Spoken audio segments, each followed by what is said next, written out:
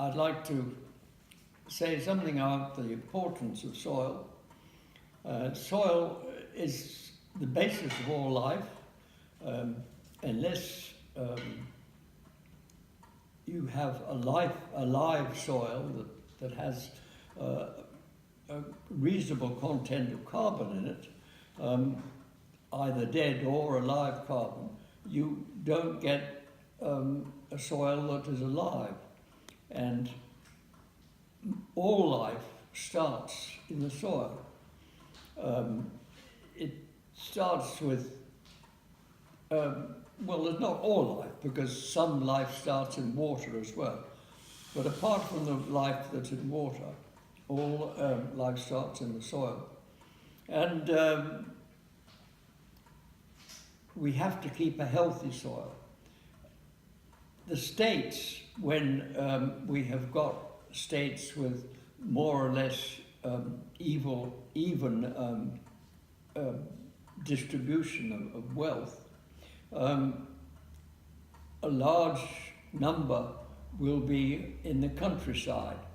Some will still be in the cities where they don't worry too much about the soil, but the soil in the countryside will be what supports life, both all the different animals and plants, as well as human beings.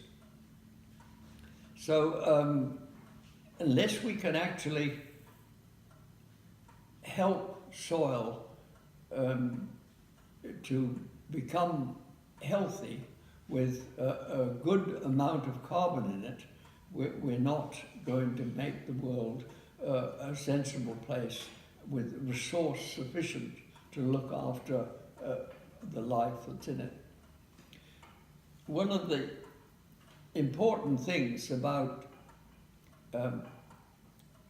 carbon in soil is that when it's dry and hot, the carbon is got rid of. It gets it dead, and it gets oxidized, and it goes off as carbon dioxide, or sometimes it doesn't have oxygen and it might have methane, but it leaves the soil. So we have to keep putting more carbon in the soil, and ideally some amount around about between 12 and 15% is optimal. But a lot of the soil in the world now, we have used up the carbon in it, and there's some of the soils, like Australian soils, as low as 3% in carbon, and their life is very low.